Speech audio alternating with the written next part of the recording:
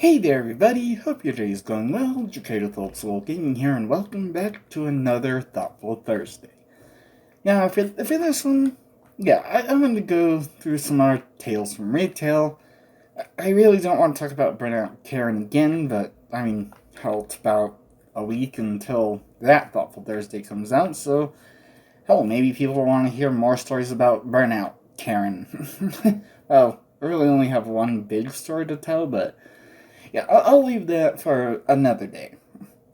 But first, before I get into my own story, let's get into some stories from Reddit as I shift my way over here, so that way stories can appear here. So, this first one. You want my DM's phone number. Good luck with that. Oh, I'm guessing district manager? Okay. Let me preface by saying that I did not care a lot about this job getting fired. Most customers were nice, but we got our share of the insufferable type. This sounds pretty standard for a retail job. Another post here reminded me of the time I had a difficult customer late in the evening. This guy was trying to get a refund on an item without a receipt. Possibly stolen, I suspect. When I refused to approve the transaction, he demanded to speak to the manager. Of course. While I was not technically the store manager, I was the manager on duty. So I just said, that's me. Well, now he asks for the corporate phone number. I told him I didn't know it off the top of my head, but he could Google that. He got all his C and said that he knew the district manager and wanted their number. I said, you want to complain about me and expect me to help you to do so. Yeah, right. Figure it out then. He storms out and starts talking about how I won't have a job tomorrow. Never heard a word about the whole incident from my boss or the main office. yeah.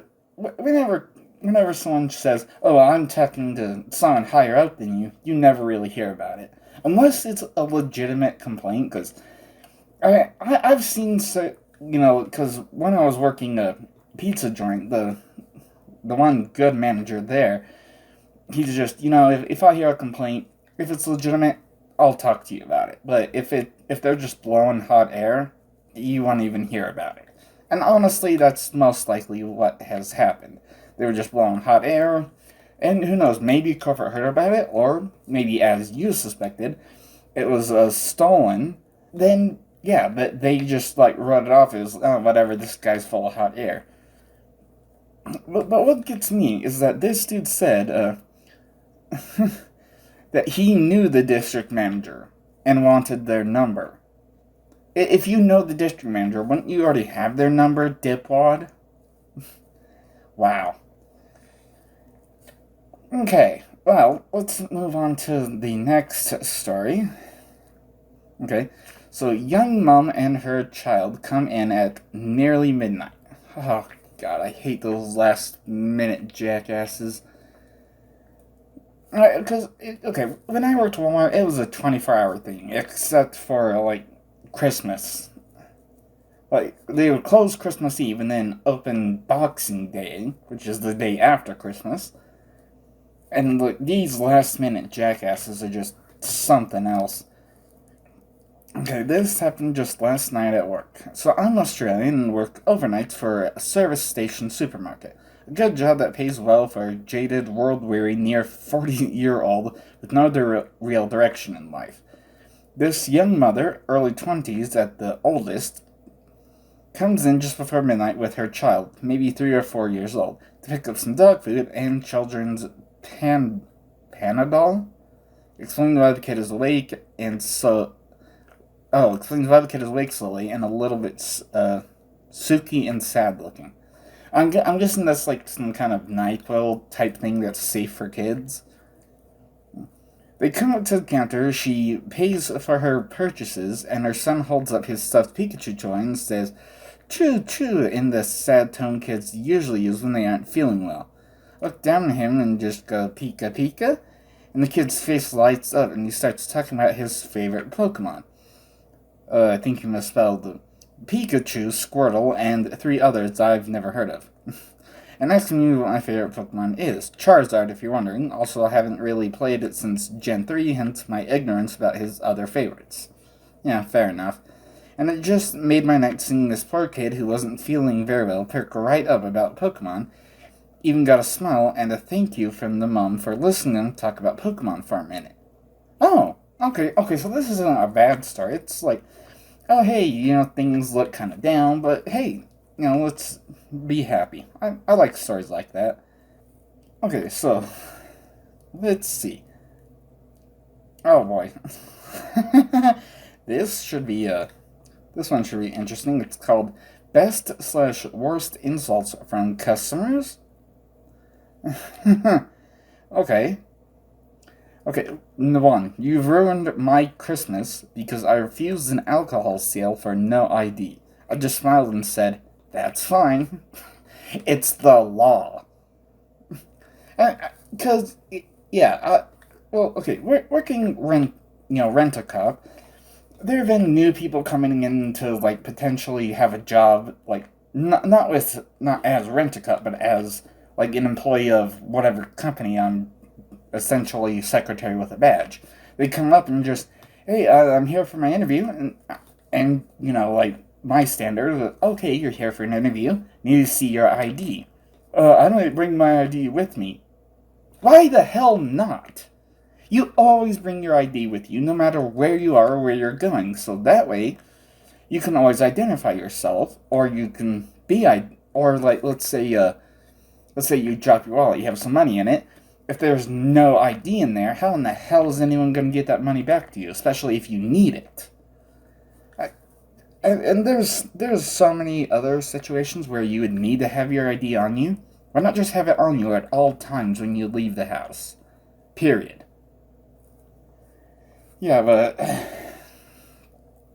Okay, number 2. Shove it up your ass, walks off, turns around, and it's a big enough ass. Like, do those people think I'm unaware that I'm fat, or that their opinion matters to me? Wow. That is that I can't even find the words. I really can't. It's just, wow. Number 3, look at your face. You look ridiculous. Same man as before, presumably referring to the fact that I was wearing a bit of glitter on my eyes as it was nearly Christmas. Yes, I'm definitely going to take makeup advice off some crusty middle-aged man that 100% has skid marks in his undies. Wow, that's definitely quite the visual.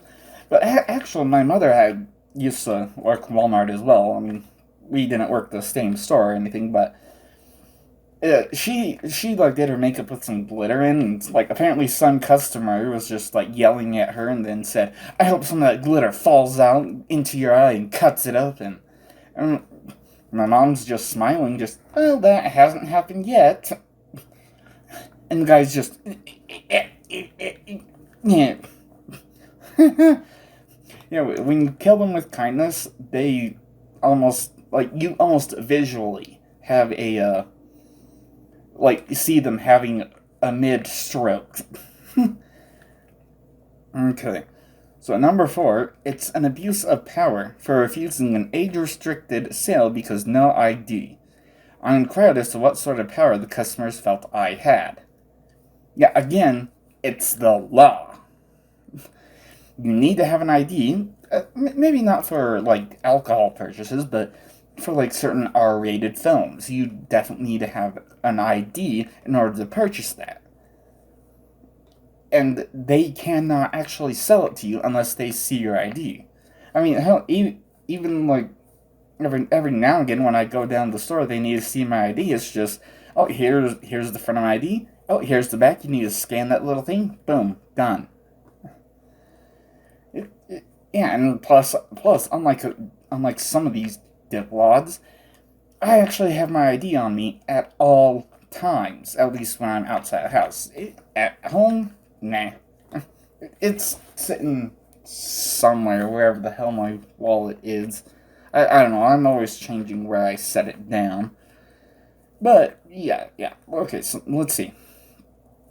Number 5, the traditional job's worth for refusing an age-restricted sale. I responded, "Are you going to find me another job when I get fired and pay my fine?" When repeating the story to a friend, I got called a job's worth today by something censored, which made them chuckle. I worked in retail for 15 years. There's got to be more, but those are the most recent ones that spring to mind. Wow. Yeah. Like, to all those people say, "Well, just give me the sale. I don't have an ID. Just give it to me. I'm old enough. I don't know you. If I knew you personally, maybe I'd overlook it. But since I don't know you personally, let's say you're underage and I'm selling you alcohol, then I lose my job. I have to pay a big fee, and now I have to try and find a new job with this huge red mark on my record." I mean, hell, I actually know someone who can work in a place that sells alcohol, but cannot work like at an alcohol store. Because he was throwing a party at his house, and then like these underage kids showed up, and it was a party at his house. He wasn't checking everyone's ID as they were coming in. He was just having a party. But then those underage kids ended up getting drunk, then after leaving the party, ended up passed out in somebody's front yard, and then he got in trouble because he was serving alcohol to underage minors. And it's just, excuse me? It's a party. I'm at a party at my house. I'm having fun. Am I really supposed to check the ID of every single person that walks through? He unfortunately got a big red mark on his record, and he cannot work any alcohol store, period. Like, he can work Walmart, at least in Colorado, Walmarts do sell, like, the 3-2 tap beer. So he can work at Walmart, but he can't not, like, work at whatever liquor store because of that big red mark. And then these jackasses are just, "Well, it's okay, you can just sell it to me." No, I cannot. Oh, wow. Oh, God, one of these. So, when do we close? We're supposed to be closed right now. Oh, boy. Okay, well, I worked at Walmart, yeah, that was open 24 hours. But I've worked at places that closed down. It's just like, yeah, we're supposed to be closed by now. And they're just, "Oh, what? You're supposed to be closed already?" Yeah. Can you leave now? Okay, so, had a guy come in last night at the convenience store I work closing shift for. Usually it's not an issue. They're usually in and out fast. I was literally fetching the key to lock the doors when the guy in question came in, so I have to wait for him to finish before I can shut down. So again, I didn't think much because usually last-minute stragglers as quick. He wasn't. Go figure. Between him practically inspecting every single item we had on shelves, going, "Wait, I need to get more things," 3 times after coming to register, and then wanting to keep chatting after he'd paid and had his stuff back, despite me being non-receptive. It was almost 15 minutes past closing time. I've done everything I could to not give him reason to keep chatting, trying to be polite and nudge him out the door to no avail. Then he went and asked, "So what time do you close anyway?" So I told him we were supposed to have locked up 15 minutes ago, hoping that he would get the message and head out. The dude laughed, then kept trying to talk, like, "Oh, you guys close early. When I worked retail, we stayed open until midnight," and then tried to go on a tangent about how things were when he was a retail worker, blah, blah, blah. Oh my god, dude, shut the hell up and get out. This is not your personal playground. Leave. I ended up having to be blunt, straight up telling him that if he's done shopping, I'll need him to leave so he can close. He, of course, got sour after that because, of course, it's terrible customer service. It's small and mostly inconvenient, but holy crap does it infuriate me when people know it's past or close to closing time and want to hang out despite it. Yeah. You know, that's almost like an entitled person just, back in my day, back in your day, people thought smoking cigarettes was healthy, so shut the hell up. Okay, oh, whoa, what the hell? Okay, the headline for this story definitely caught my attention. Yeah, because I can do one more story. Disabled elderly couple waited 20 minutes to be helped. Are you serious with that? Oh, hold on. Something's not right. Okay, yeah, that title is definitely something. A few weeks ago, I was walking to the store that I work at when I came across an elderly woman on an electric cart and an elderly man with a walker. They asked if I could help them cut some wood. I'm not qualified to do so, so I told them as much. They looked rather annoyed by this fact, which I was expecting since customers can often be annoyed that I am not qualified to help them in certain things. However, nothing could have prepared me for what the woman told me next. Oh, wait. Apparently, they had been waiting for 20 minutes for someone to help them. Apparently, they had spoken to an employee and asked for help, and the employee called someone. I was shocked, but I radioed for help and went on my way.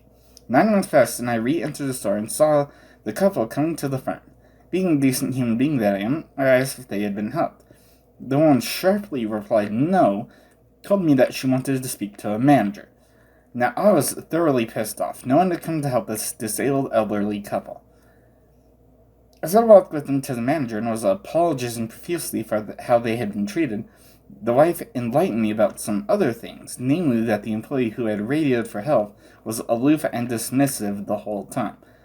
This further boiled my blood because this is not how the people at my store treat our customers, especially the disabled elderly couple who need to get home before dark due to difficulties driving in the dark. Did I mention that this was happening after 5 before daylight savings? Oh wow, so it's pretty much already dark. It's pretty much already dusk, and the sun's pretty much going to be down in just a few minutes. Damn.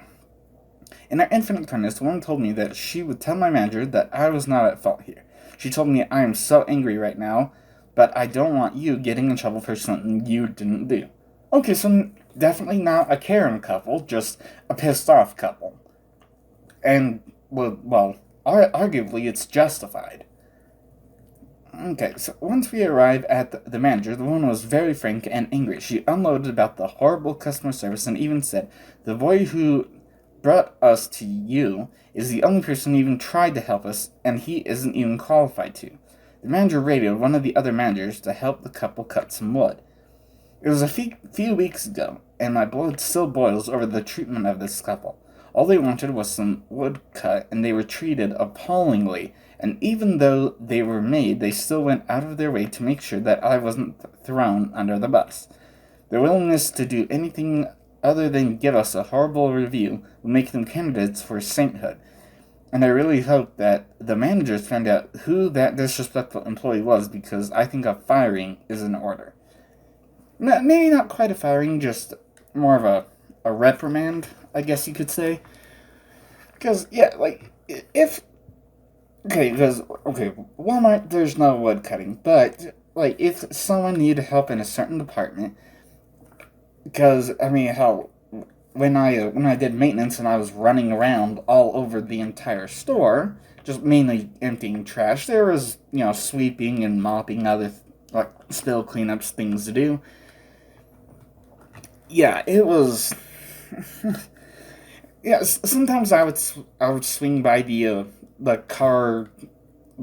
quick car center place, and there'd be someone just like, "Hey, can you find someone?" And I'm just, "Wow, there's nobody here. Let me go find someone who actually works here." And usually I'd have a radio and I'd just like call, "Hey, can I get customer service over here now?" And I might stay in the area and like maybe empty a couple of trash cans nearby, or just sweep some of the aisles nearby. Just make sure, hey, somebody actually got to them, right? Hopefully. Yeah. Now, as for my own story, I'm gonna keep it a little shorter. And, oh dear gods, I mean, this one particular customer, oh, Jesus, sometimes you just have to look at people and think, seriously? That's the sperm that won? Oh dear. So, at this point, I had just come, from the background, a cart full of stuff to put to the shelves, and then, as I'm putting stuff to the shelf, someone approaches me with, with some item, not even from the department I was working that day. And they say, they ask if I can check the price of something. Well, unfortunately, I didn't have one of the hand scanner things. And I put on my best customer service voice because, I'm doing my job. Oh, unfortunately, I don't have one of those hand scanners today. But there is one available for public use on the support beam just inside that other department. What's a support beam? What? I'm sorry, what? How the hell do you reach the age of an adult and not know what words mean? I mean, and I'm not going to assume that English is the first or second language, because they were talking had absolutely no accent. But how? How do you not know what a support beam is? The name is literally what it is. There's no other way to explain it. The sheer stupidity of that question did catch me a little off guard. It's the beam that supports the weight of the building, or helps support it. Well, you don't have to be rude. I'm not being rude at all. You asked me a question, I gave you an answer. You have any more questions? I'll be more than happy to answer the best I can. Maybe someone can explain to me how in the hell what I said was rude. He asked, what's a support beam? And I explained in, the absolute simplest terms that I could, that's what it is. I mean, I was confused as to just, what? Is that a serious question? You don't know what a support beam is? Do you not understand the meaning of words? Yeah, ugh. Thankfully, my story is a bit shorter. Let me get into some comment shoutouts. Okay, yeah, there's a lot of comments. I had a couple subscriber streaks recently. Let me find... Oh, wait, no, is it... No? No. It has to be further than that. Okay. Right. I remember shouting that out last Thoughtful Thursday, so here I am. Okay. We're starting with, Frizetti on, Pokemon First Gen episode 51. Blue talks to everyone. Frizetti saying, another awesome episode, Jacared. Watching now. Nice to see Kyoraku return to the team. Yeah, I don't know, depending on where... I don't think Kyoraku becomes part of any more rotational teams, at least in Journeys. But eventually, Kyoraku will be registered into the Hall of Fame as the unevolved Nidoran, then Nidorino, then Nidoking. But that's still a ways off. Okay, then we have... Oh, God. Yeah, Regan Lane on the 7 Days to Die live, Here Comes the First Blood Moon VOD. Regan Lane saying, Promo SM. No, absolutely not. I mean, hell, I've gotten, message requests on X. I think maybe a couple have tried to message me on Facebook, but... Okay, so, for those that might be a little confused, Promo SM is some promotional thing. It's just, oh hey, if you want, we can promote you on different social media platforms. And honestly, no, because I upload the videos, then just because of when they upload, when I'm sleeping, it'll usually be a few hours after they upload.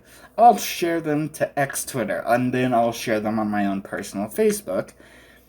And after that, I'm done.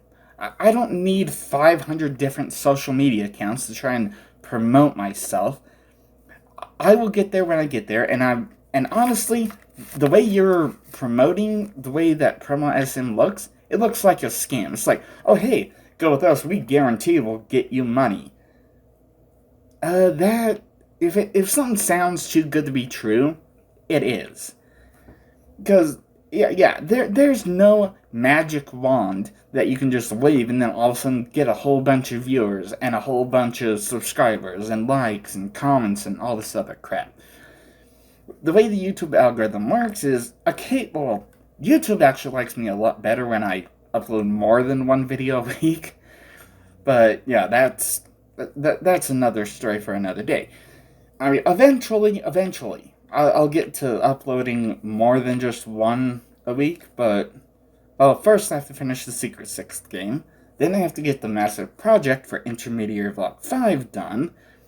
I'm right on the verge of wrapping up First Gen Pokemon. I just need to get around to actually recording it and getting all that done. Yeah. Anyway, the point is, there is no magic wand, so stop commenting with this crap, because now you are the third person. The first one wrote in some font that I couldn't even read. It wasn't until I, did copy and paste, and I'm just, what the hell is that? I looked it up, and I'm just, no, you're not even getting a shout-out. Then the second person actually left a decently sized comment. I gave that a shout-out, and I was a little confused at the time. Just, what is this promo SM? Now, you're commenting. If anyone else tries to comment promo SM, just don't. Okay, I'm not gonna sell out and try... Yeah, hey, it'd be nice to be monetized and get money from this, but I'm not gonna sell out in order to do that. The whole fake it till you make it is such complete BS. Because people will notice, hey, these are fake bot accounts. These are, fake comments, and people are gonna call you out and then just not subscribe. So, kindly piss off with this fake bullcrap of, oh, hey, we will help you get promoted. No, I'll do it on my own, the right way. Okay, now, the next one. Free Zeti. Oh, wow. Yeah, way back in time. Well, at least a very old video. Yeah, Frizetti leaving a comment on Intermediary Vlog 1, and so it begins. The beginning of the best YouTuber. Just curious, what Pokemon games do you own? Well, I mean, of course, I have the first gen games, Red, Blue, Yellow, and Stadium 1. I also have Stadium 2. I have Gold, Silver, Crystal. I don't anymore, but at one point I did have a Pokemon Pinball for a Game Boy. It was a Game Boy Color. I don't know, those two came out so close together that it's just like one console, really. Yeah, I don't have it anymore. I'm not sure. I lost it in one of my moves. I'm not sure what in the hell happened to it. But yeah, that pretty much covers the different Pokemon games that I have. And as I eventually move into 3rd gen and beyond, I'll get more and hopefully be able to find some way to record without spending a crap ton of money. Hopefully. Then, let's see, first comment from Kyle Trube on, Pokemon First Gen, episode 51, Blue Talks to Everyone. Kyle Trube saying, did you win? Just about. I am literally that close to finishing off First Gen Pokemon.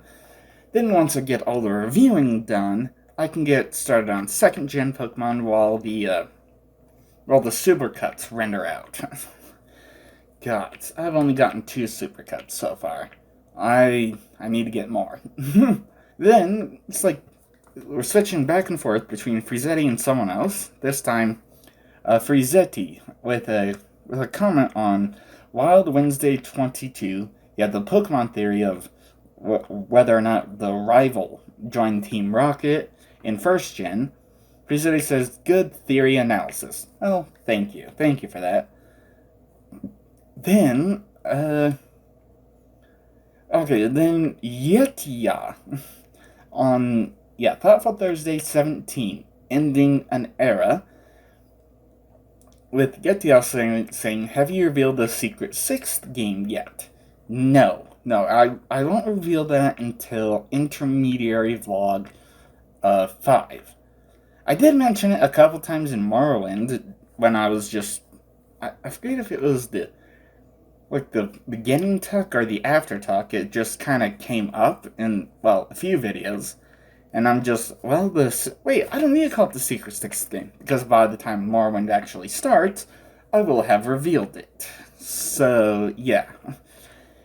Yeah, I need to finish the Secret Six game so I can get the master project for Intermediary Vlog 5 done and over with at long last. And hopefully I can get it done. If not, then, well, I'll just change what I have planned for Intermediary Vlog 5, but I will still reveal the game then. Just got a long ways to go. Okay, then we have, two more comments from Frizetti on the Thoughtful Thursday 17, ending an era. The first one saying, "Thank you for the shout, Jacared." Well, hey, thank you for the comments. Gives me plenty to talk about and respond to. Maybe not in a super timely manner, but hell, at least I can eventually get around to them. Okay, then, answering one of my questions, I put the Mod Kanto expansion pack on a cartridge. Huh, now that is interesting. I don't know if I would want to do a cartridge or maybe an emulator, just so I don't have to search around for one of the cartridge flashes or hacks, whatever it might be called. Yeah. If I were to get on a Kanto expansion pack type thing, I don't know. I am finishing with First Gen here in just a little bit, hopefully. Well, depending on the time. I might take a nap, to be honest, but yeah, I'll be finishing with that, and then I'll need a break from First Gen. I'll want to get some Second Gen done, and then sometime later I can at least consider doing a Kanto expansion mod. So after we have, a new subscriber, Pokemon Trainer Casey. I believe Casey started with a Chikorita? But leaving a comment on Pokemon First Gen episode 52, Yellow finally gets ready, with Casey saying, "New sub, love the content." Well, thank you. Thank you for that. Glad you're here. There's still quite a ways to go, because, there's what? But by this time, wait, hold on. It would be, 2 more Stadium episodes and 3 more PokeTalks, I think, by the time this comes out. And then back to, traveling through the core games. Then, then back to Frizetti on, Pokemon First Gen episode 52, Yellow finally gets ready. Frizetti saying, "Jacared, I'm a bit late, but great episode nonetheless." Well, thank you. And don't worry about being late. The videos, well, unless YouTube suddenly decides to hate me for no reason, then the videos will always be here. Take care of yourself first, then come back and watch some videos. A comment from John Fontaine on Thoughtful Thursday 17, ending an era, with John Fontaine saying, "While the era may be ending, it's been one of my favorite series to watch. Always looking forward to your next series." Well, thank you. Once eventually Intermediary Vlog 5 comes around, then Morrowind can start. Well, that's definitely going to take a while, but hey, it was a lot of fun. And then after Morrowind, well, I honestly don't know. Whatever happens is whatever happens. Then, that part of the subscriber streak, at least the first subscriber streak, is, wait a minute. What the hell? Oh, yes, okay, I lost track of where my notes are and where I was in the comment shoutouts. So, we have new subscriber, Beverly Stewart, leaving 2 different comments. The first, on, Pokemon First Gen episode 52, Yellow finally gets ready. Beverly Stewart says, "Good afternoon, just subbed." Well, hey, thank you, glad you're here. And then a second comment on Wild Wednesday 22, with Beverly Stewart saying, "Cool theory." It was definitely an interesting theory. I mean, I had some Proto Mario definitely had some good points. I had some counterpoints, and yeah, it was actually pretty nice. Yeah, then we have guitarist Darren with the first comment on Thoughtful Thursday 17 ending an era, saying new sub, glad I'm still here as the series continues. Well, hey, thank you for subbing, and yeah, got a ways to go, and then eventually Morrowind, they reveal the Secret Six theme, and hopefully things go well. If not, I'll make them work regardless. Then we have Dr. Erica, or wait, hold on, Dr. Erica Han on way going back in time on Super Mario World Episode 6, not a new problem-ish. Yeah, so cringy there. But Dr. Erica Han says Mario World! Yes, definitely one of my favorite games. And I definitely enjoyed playing it. The editing, well, kind of tedious and dull, but I got through it, made a video, posted it, so on. Then we have Fart Worm Jr. leaving a comment just saying, Fart Worm? Yeah, that was on Pokemon First Gen Episode 52, Yellow Finally Gets Ready. I don't get it. Are you looking for someone? Because I don't think I missed anything. Unless it's the person who has been shadow banned from leaving comments, which is a possibility. I mean, hell, YouTube is still randomly removing likes on videos that have been uploaded. Thanks, YouTube. Yeah, then Charles Percy. This time, Pokemon First Gen Episode 52, Yellow Finally Gets Ready, saying, another great episode, can't believe how far this series has come. Yeah, I mean, over 3 years, and I'm finally getting ready to just close it out and be done, but it's definitely been a journey. I'm sure second gen Pokemon will take a bit longer, or maybe not, because apparently, just kind of glancing at things right now, appears as though there's some absolutely useless Pokemon that just don't do anything at all. I don't know.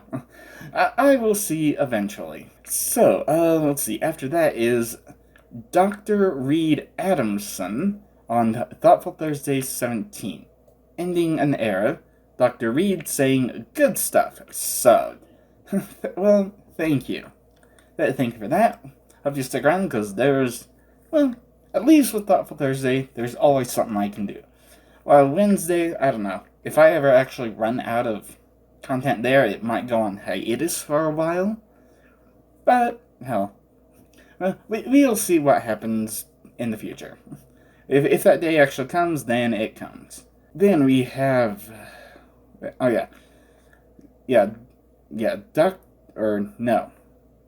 the hell? Okay, apparently I missed something in my note-taking, which happens, but now we have, Dr. George O'Malley on Super Mario 64 Episode 1, a Nintendo tutorial. Yeah, that was a lot of information to go over in one little video, but yeah, Dr. George O'Malley says, I used to play this game all the time. My friends that showed me your channel love it, sub. Well, hey, thank you for that. What's with all the doctors, though? Because, I mean, there was Dr. Reed Adamson, Dr. George O'Malley, I think a couple other doctors, maybe. I don't know, am I missing a reference to something? Now we have, Mark Sloan McSteamy. I'm just gonna call you McSteamy, because that's easier. Yeah, with a comment on, Pokemon First Gen Stadium Bonus Episode 5 Getting Difficult, saying, I love Pokemon Stadium. Yeah, me too. If only it wasn't quite as difficult, maybe feasible, that'd be nice, but yeah, I'll get into that another time. Then we have Virginia Dixon, leaving a comment on Wild Wednesday 22, the theory of the rival joining Team Rocket. Virginia Dixon saying, I like these videos a lot. Well, hey, glad you like them. I'll have more eventually. Hopefully Wild Wednesday doesn't have to go on hiatus, but Like I said, it might. Then we have, Fairy Ray leaving their first comment on, Pokemon First Gen episode 52. Yellow finally gets ready, saying great content, subbed. Well, thank you. Then I had a second subscriber streak.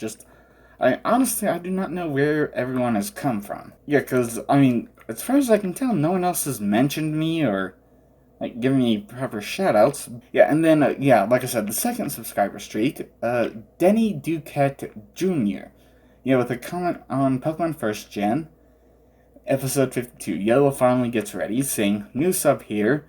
I'm definitely sticking around for this series. Oh, hey, thank you for that. There's, a bunch of stadium episodes and PokeTalks to go. Then, resuming, we'll be going through the surfing route from Fuchsia City on over to Cinnabar. That's gonna take a while to get to, but, well, it'll be worth it. At least I have reviewed past that point. I still need to review, over 500 gigs worth of stuff, or at least the finalized product of that 500 gigs. Then I can start freeing up some more space and get more done. Then we have someone with one hell of a name.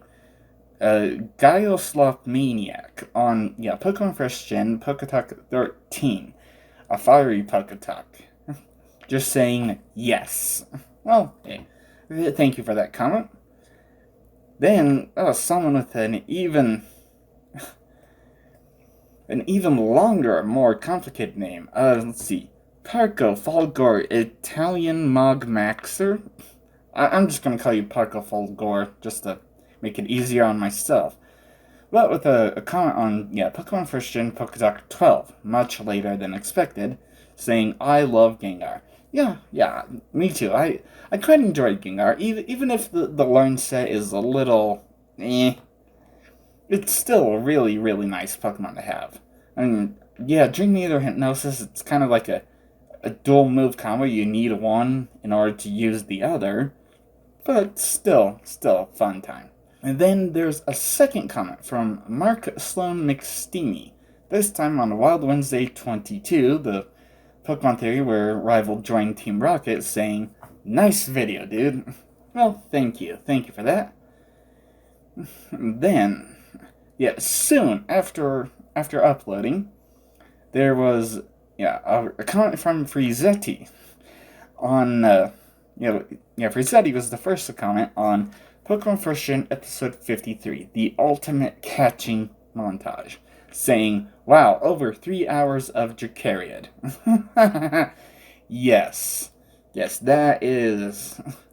It took a lot longer than that just to get it all recorded. Then it was essentially 3 different parts that I had to edit each separately, then put them all into one video and finalize it. That was a pain in the ass, but glad I got it over with. Glad everyone just massively extended their Pokedex, so essentially guaranteed there's never going to be another repeat. At least of teams. Well, except for the ones that are need to surf to get from Fuchsia City to Cinnabar Island. Then at Cinnabar Island don't really need any HMs, but need to surf to leave at Cinnabar Island. Then need to surf and use strength along Victory Road.